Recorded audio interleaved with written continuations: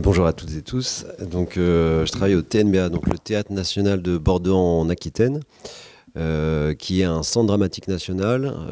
Les centres dramatiques nationaux, c'est un label en fait qui est donné par le ministère de la Culture, comme vous avez peut-être entendu parler de scène nationale ou scène conventionnée. Voilà, c'est différents labels qui sont donnés par le ministère de la Culture. Et le TNBA, donc, qui est Centre dramatique national, comme 38 autres CDN en France, qui sont nés pendant ce qu'on appelle la décentralisation théâtrale, qui était une politique culturelle qui s'est développée au début des années 60 qui visait à produire des spectacles et les diffuser en région, à un moment où justement la création théâtrale était surtout à Paris. Donc voilà, la mission principale du TNBA, donc ça va être de créer des spectacles et de les diffuser, et puis aussi de permettre au plus de public possible de venir voir des spectacles. Donc on a des services de relations avec les publics qui vont travailler avec des écoles, des associations, des maisons de quartier, etc., pour faire venir au théâtre des publics différents. La particularité des centres dramatiques nationaux, c'est qu'ils sont dirigés par des artistes. Donc à la tête du TNBA, c'est donc une metteuse en scène qui est arrivée en janvier dernier. Avant, on a eu une autre directrice, une autre metteuse en scène qui était là pendant 10 ans. Et donc, elle va avoir, tous les ans, en fait, elle va créer des spectacles et puis elle va s'entourer d'artistes, ce qu'on appelle les artistes associés, qui vont aussi créer des spectacles qu'on va accompagner dans la production, et puis avec nos équipes. Voilà, donc on va retrouver un petit peu les mêmes métiers qu'il y a à l'Opéra, donc c'est une moins grosse machine, on est 35 salariés permanents, après il y a tous les intermittents aussi qui travaillent régulièrement, donc ça fait quand même beaucoup de monde au théâtre. Et donc moi, ma mission, donc je travaille au service communication, on est 2, et notre mission, ça va être principale de participer au rayonnement du TNBA sur le territoire, et puis aussi de parler des spectacles qu'on va créer chez nous, et aussi des spectacles qu'on va accueillir chez nous. C'est-à-dire que notre directrice, elle, au début, pour la saison, en fait, elle choisit des spectacles qu'elle a vus dans des festivals, des choses comme ça, des spectacles qui lui plaisent, elle va les programmer, et à côté de ça, on va avoir aussi quelques spectacles qui sont créés chez nous, qui sont produits, donc dans lesquels le TNBA a donné de l'argent, en gros. Voilà, et donc nous, on va se servir de tous les outils qu'on a en notre possession pour communiquer sur ces spectacles. Donc je vais un petit peu vous lister après tout ce qu'on peut faire dans un service communication. C'est assez large, c'est des métiers assez polyvalents, mais ce qui va nous intéresser, nous, avant tout, au service communication, c'est de se demander comment on peut transmettre un message.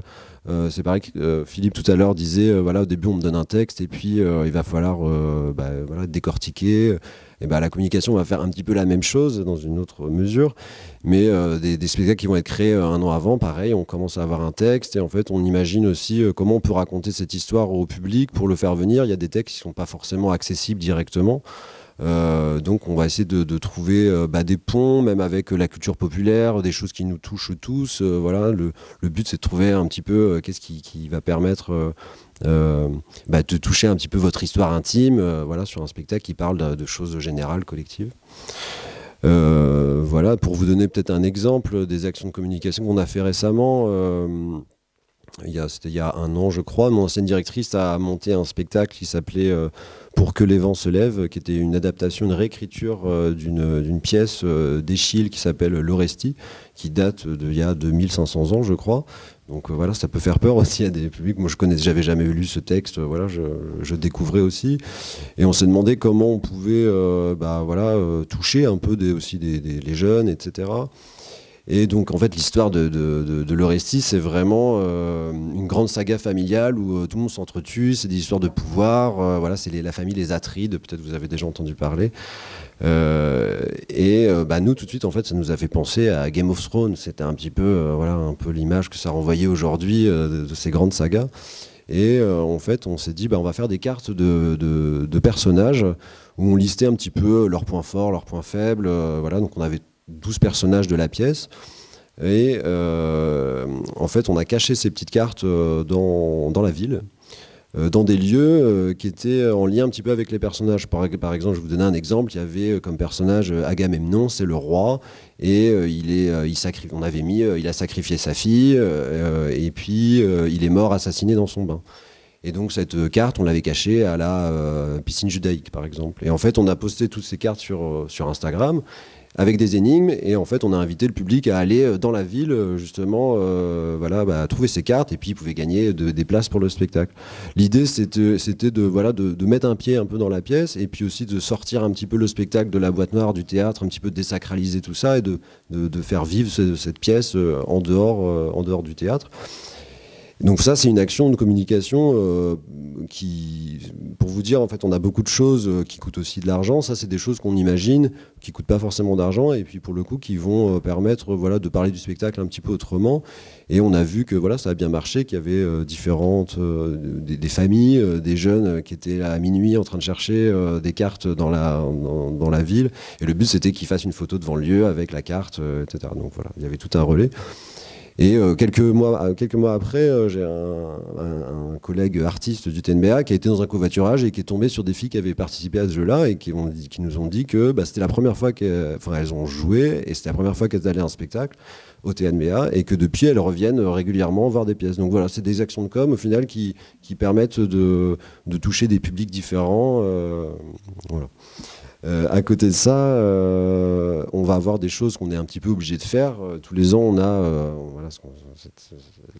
la brochure de saison. Donc c'est un gros travail pour le service communication. Nous, on va être beaucoup dans la coordination. On va travailler avec un graphiste. Donc c'était mon ancienne directrice qui avait choisi un graphiste qui travaille sur vraiment l'identité du lieu, et puis l'identité de son projet artistique. Donc on était sur des choses, je pourrais vous montrer si vous voulez tout après de quelque chose de très fleuri, des choses comme ça. Et pour vous dire, là, on a changé de directrice en janvier, donc toute l'identité du TNBA, elle va changer. Pour un service communication, c'est génial, parce que y a tout à changer, que ce soit à l'intérieur du lieu. Là, on parlait de scénographie tout à l'heure. Nous, on va faire appel aussi à un scénographe pour un petit peu repenser les lieux. Voilà, donc c'est des choses comme ça aussi.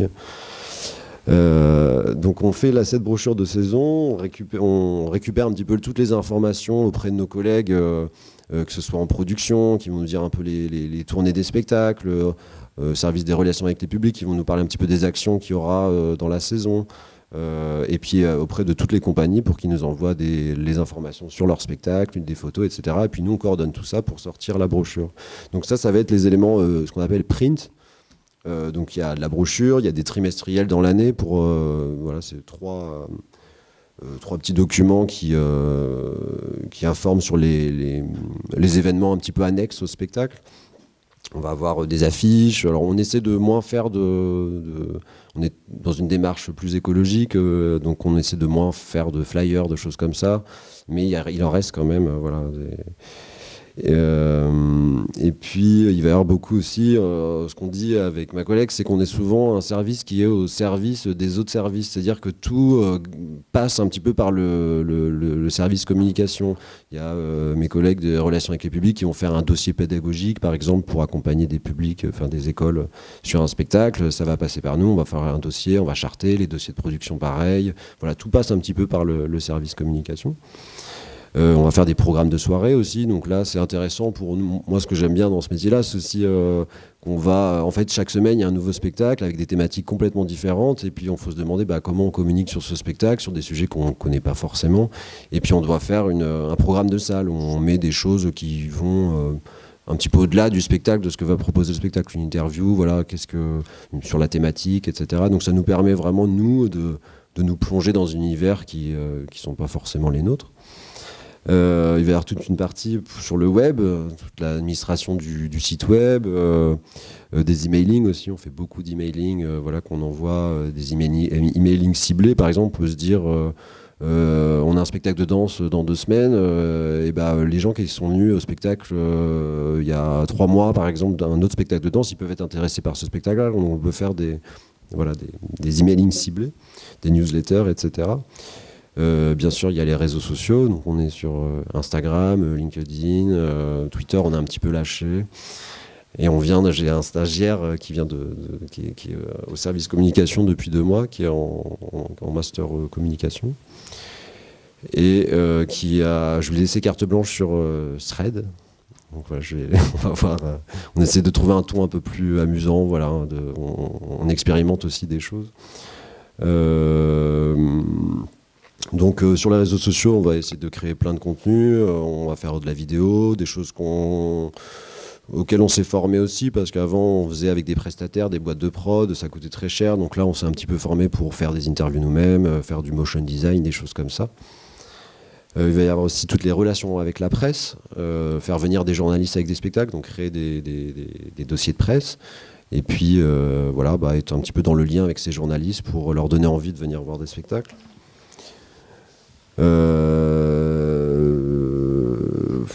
Voilà, il y a tout ce qui est partenariat. Voilà, on a des partenariats spécifiques. On va mettre en place des actions qui permettent aussi de communiquer sur nos structures. Par exemple, on a créé un partenariat avec 3 autres structures de la métropole qui partagent le même logiciel de billetterie. On l'a appelé l'infidèle. En fait, on invite les spectateurs à aller voir dans les autres salles et d'être infidèles au TNBA. C'est avec nos abonnés bénéficient d'un prix sur les événements des autres structures. Voilà, on fait des ponts comme ça. Voilà, et on travaille avec beaucoup de prestataires, que ce soit des graphistes, des vidéastes pour des réals pour faire des teasers de spectacles, des diffuseurs, des imprimeurs, voilà, il y a toutes ces coordinations-là. Et puis on reçoit aussi beaucoup d'étudiants en stage, donc il y a cette partie-là qu'on accompagne nos stagiaires en tout cas dans leur formation.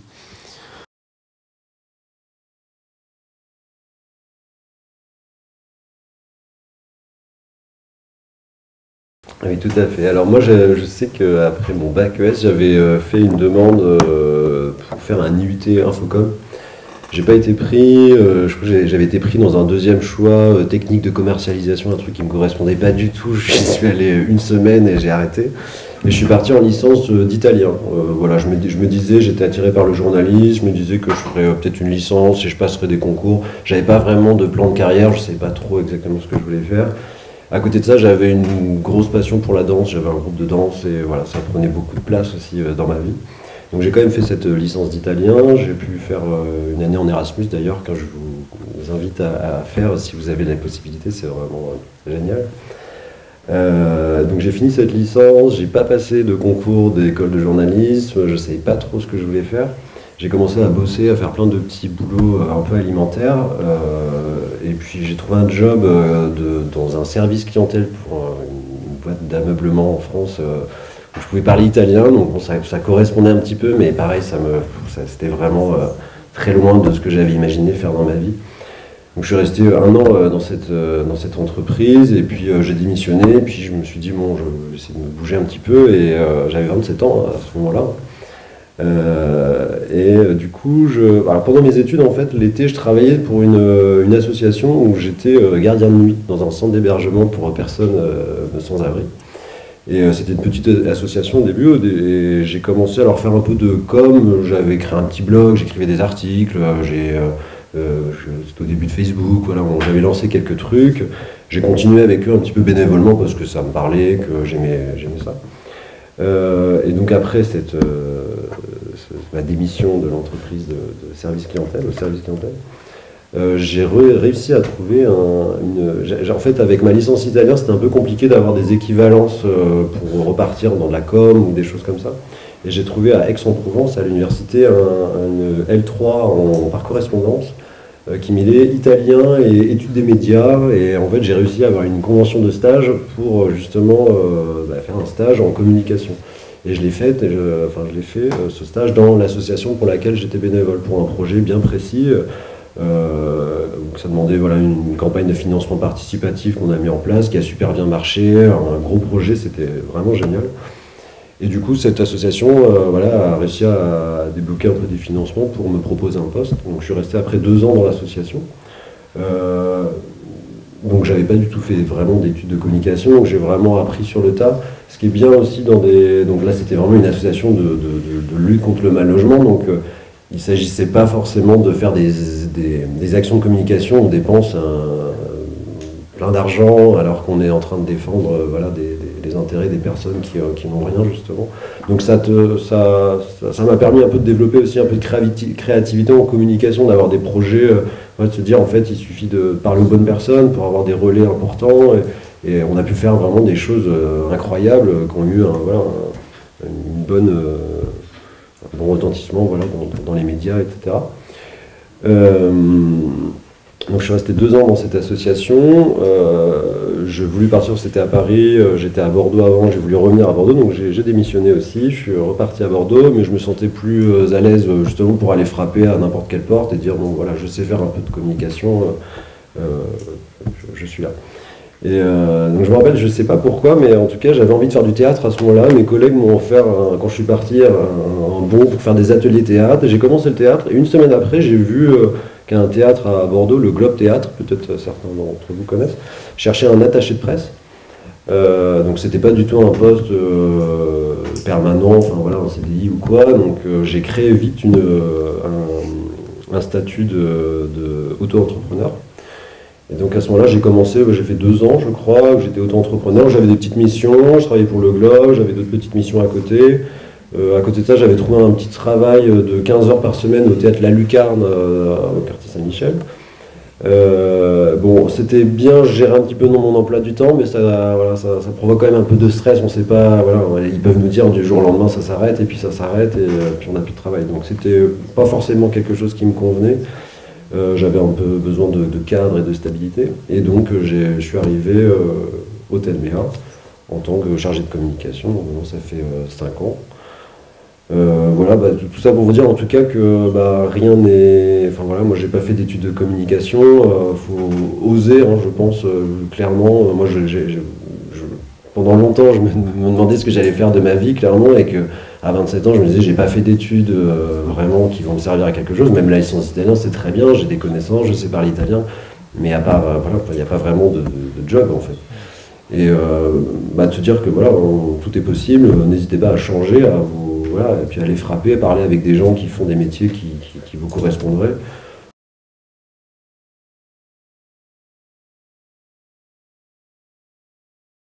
Comment dire, après le Covid, en fait, il y a eu beaucoup de spectacles qui n'ont pas pu se créer, donc il y a une espèce d'embouteillage, et dans les théâtres, il y a eu une volonté aussi de faire beaucoup de spectacles en même temps, mais sauf qu'en fait on est un peu après rattrapé par la réalité. Il y a des subventions voilà, qui augmentent pas forcément, et donc je pense que là en voyant, en parlant avec beaucoup de compagnies autour de moi, il y en a beaucoup là qui sont quand même dans des situations un peu délicates, qui trouvent difficilement des financements, donc on n'est pas dans l'âge d'or du spectacle vivant, je pense. C'est un peu...